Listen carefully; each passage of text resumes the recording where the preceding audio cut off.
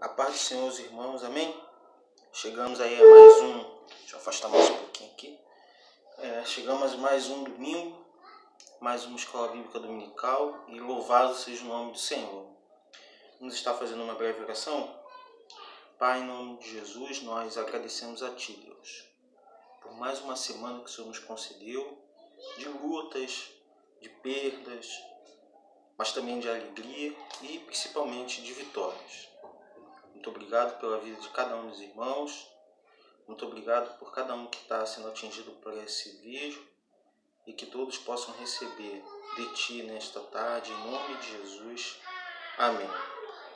Querido, queria dar uma continuidade àquilo que nós iniciamos na semana passada, a falar sobre o capítulo 2 do livro de Colossenses, da carta que o apóstolo Paulo escreve à igreja dos Colossenses. E aí eu queria resgatar um pouco do que foi dito na semana passada, principalmente aquele finalzinho ali, do versículo 2 e 3, do capítulo 2, versículo 2 e 3, onde ele vai dizer que os corações sejam unidos em caridade, enriquecidos na plenitude da inteligência, para o conhecimento dos mistérios, ou do mistério de Deus, Cristo, em quem estão escondidos todos os tesouros da sabedoria e da ciência. Então, Deus, ele sabe de todas as coisas. Quando a gente fala de ciência, a gente está falando de dois campos, de duas vertentes. O conhecimento de Deus, o conhecimento total de Deus, de todas as coisas. Antes de eu pensar, antes de eu falar, ele já sabe o que eu vou pensar e o que eu vou falar. E também o conhecimento humano, que aí é a partir da inteligência do homem e da sabedoria que ele adquire ao longo do tempo. Tudo isso pautado, evidentemente, dentro de uma estrutura que cuja plataforma é a palavra de Deus. Então, toda a ciência, todo o nosso conhecimento que a gente adquire, pressupõe-se que vem de forma direta ou indireta da parte de Deus. Porque ou Ele nos dá, ou Ele permite que a gente alcance. E tudo isso é para a glória de Deus. Então, por isso que eu disse na semana passada, e eu coloquei até quem tem meu telefone, viu o status, viu que durante a semana eu coloquei no meu status um pensamento, eu venho colocando pensamentos do dia. E um dos pensamentos que eu coloquei lá foi que a ciência e a fé não deveriam andar, ser antagônicas, mas sim complementares. Por que eu disse isso? Porque é exatamente o que eu penso. Por que a ciência e a fé, elas se chocam? Porque a ciência humana, quando eu falo de ciência agora, eu estou falando da ciência humana. A ciência humana, ela é pautada naquilo que pode ser medido e que pode ser calculado. E a ciência e a fé, ela é exatamente ao contrário disso. Ela trabalha com aquilo que não está feito, que não está concreto, mas eu acredito que vai acontecer. A ciência, ela procura ter um chão firme, embora ela seja completamente... a ciência humana, ela é completamente sem chão também. Porque você imagina o seguinte, olha, hoje sai uma pesquisa dizendo que café faz mal à saúde. Não demora muito tempo, você tem uma outra pesquisa de um outro pesquisador dizendo que não, que o café faz bem à saúde. Então, hoje o café faz mal, amanhã ele faz bem, depois da manhã faz mal, depois do outro dia vai fazer bem. Então fica essa disputa para saber se o café faz bem ou faz mal. E a gente fica nesse meio, sendo bombardeado, e hoje em dia, por causa do avanço da tecnologia, nós somos bombardeados por informação. E aí vem outro pensamento do dia que eu coloquei essa semana também lá no meu status. Quem tem meu telefone viu. Quando você tem uma guerra de informações, a primeira vítima é a verdade. Então hoje a gente vive numa guerra de informações. eu não coloco minha mão no fogo por ninguém, eu não frequento passeata, movimento político, nada disso, exatamente porque eu não sei aonde está a verdade. Então, por eu não saber onde está a verdade, eu posso estar defendendo uma mentira sem saber. Então, para eu não fazer isso, eu procuro, então, não ir. Não participo de nenhum tipo de movimento político. Nem na época da faculdade eu fazia isso. Quem dirá hoje? E olha que eu já tive convite de até assumir liderança, essas coisas, mas me isentei e não pratico esse tipo de coisa. Não saio da minha casa para frequentar nenhum tipo de movimentação política, até porque qualquer movimento de massa, ele sempre, em toda a história da humanidade, ele foi manipulado. Inclusive a crucificação de Jesus. Tá? Aqueles que pediam para Jesus ser crucificado, na verdade, estavam sendo manipulados. Tá? Então, eu não participo.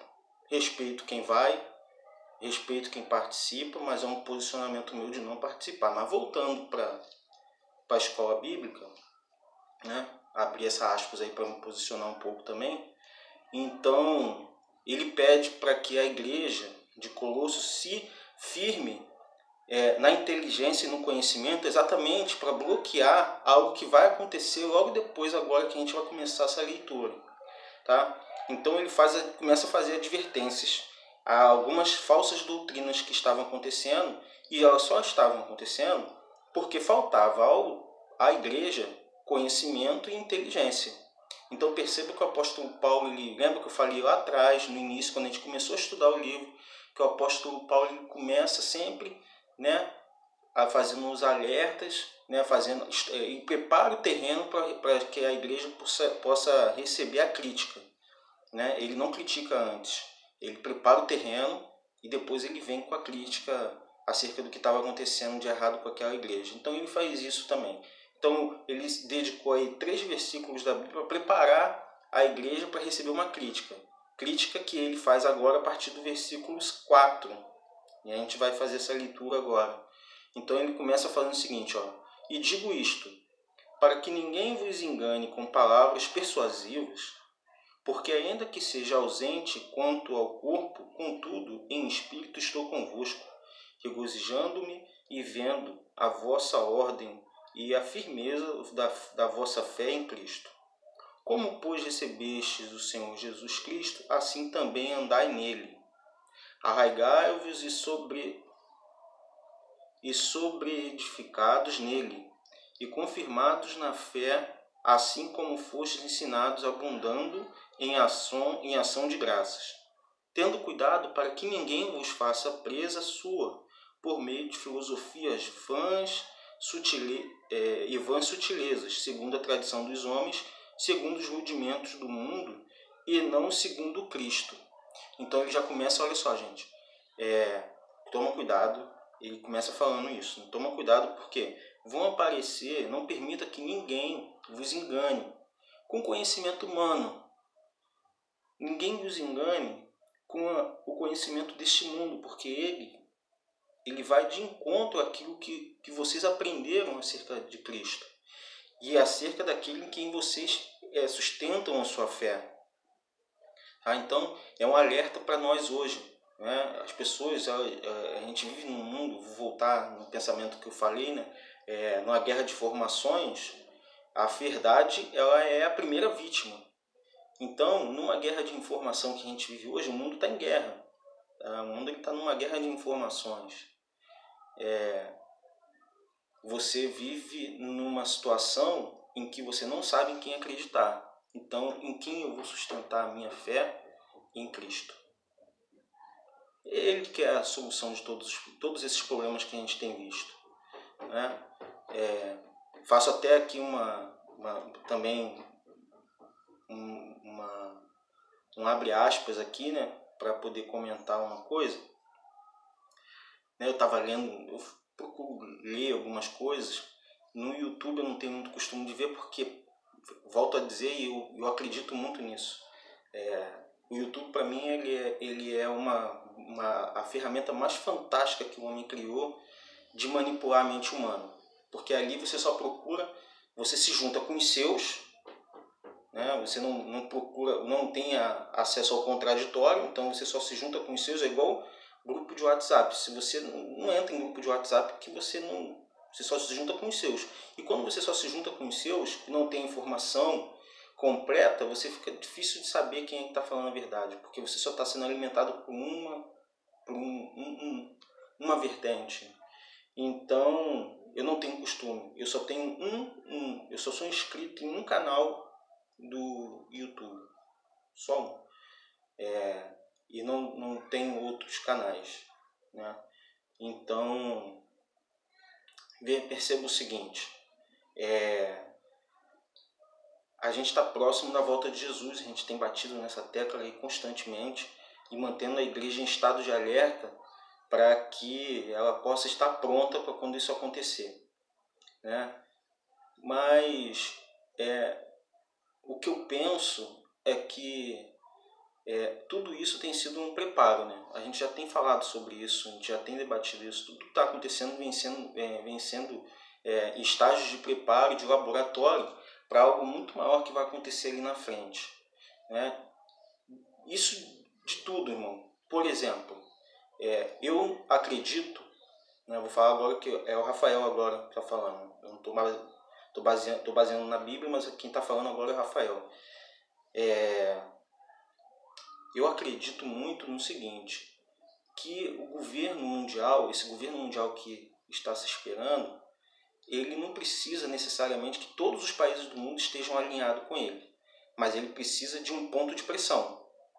Vou dar um exemplo para o irmão, para vocês terem uma ideia. Isso aconteceu recentemente, tá? Eu fiz uma pesquisa rápida, mais ou menos 50 países fizeram reforma da Previdência. E todos eles são uma justificativa só. As grandes corporações não iriam investir num país que não fizesse reforma da Previdência. Então, qual é o ponto de pressão? A economia, né? Então, a economia forçou os países a fazer reforma da Previdência, ainda que não quisesse, ainda que não achasse necessário, mas foi feito, tá? 50 países. Logo depois disso, surge essa doença que majoritariamente mata idosos e mata pessoas que têm doenças pré-existentes. Ou seja, quem são os que vão sobreviver? Os saudáveis, aqueles que estão aptos ao trabalho. Tudo isso é muita coincidência, irmãos. Eu não estou aqui querendo fazer teoria conspiratória, mas é muita coincidência você, depois que você tem aí uma década em que as grandes corporações praticamente forçaram os países a fazer uma reforma da Previdência onde o teto de aposentadoria foi aumentado, né, da idade, você tem uma doença que mata majoritariamente idosos e pessoas que têm doenças pré-existentes. Então esse é o ponto de pressão. Então mesmo que um país não quisesse, ele foi obrigado a fazer, né? A Bíblia aponta que o anticristo não precisa dominar todos os países, ele precisa dominar 10. São os 10 chifres, né? Que está escrito lá. Então, ele não precisa de todos, ele precisa de 10. E ele precisa de um ponto de pressão, né? Qual é o ponto de pressão? A gente não sabe. Mas ele vai ter um ponto de pressão que vai forçar todos os países a andar de acordo com o que ele quer. Tá? A gente vai experimentar isso daqui a pouco. A OMS, não sei se vocês ficaram sabendo, a OMS ela juntou um grupo de trabalho de vários países para tentar buscar a cura, porque para mim ela já existe, para esse Covid, né? O Covid-19. E deixou de fora desse grupo de trabalho os países que vêm atacando a OMS, inclusive o Brasil. Daqui a algum tempo, esse grupo de trabalho vai conseguir chegar à cura da doença. Mas só que ele só vai distribuir para quem? Para quem está lá junto com eles. Então, olha só, o ponto de pressão agora é a saúde. Então, olha só, Brasil, se você quer a cura, junte-se a nós. O Brasil vai ser forçado a se juntar, porque a população vai morrendo. Você não consegue. Toda vez que alguém fala em afrouxar a quarentena, começa a morrer mais gente. Então você não consegue sair disso sem uma cura. Se ele tem a cura, ele tem um ponto de pressão. E ele vai forçar o país ou os países a andar de acordo com o que querem. Então, a conjuntura que eu vejo não é de que o anticristo vai dominar todo mundo. Ele não precisa dominar todo mundo. Ele precisa ter um ponto de pressão para que todo mundo ande de acordo com o que ele quer. E ele vai ter esse ponto de pressão porque ele vai dominar 10 países. E para mim um dos pontos de pressão é petróleo, porque se você acabar com o petróleo no mundo, meu irmão, a gente volta para a idade da pedra. O Brasil produz petróleo? Produz. Mas olha só, o petróleo que o Brasil produz é de péssima qualidade. Então o Brasil, na verdade, o Brasil, na verdade, não possui tecnologia a ponto de ser autossustentável. Ele vai precisar, e todo o resto do mundo também precisa. A gente fala muito, tudo gira em torno de petróleo, porque o petróleo ele é a principal matriz energética do mundo. Tudo que a gente tem e possui, direto ou indiretamente, está relacionado a petróleo.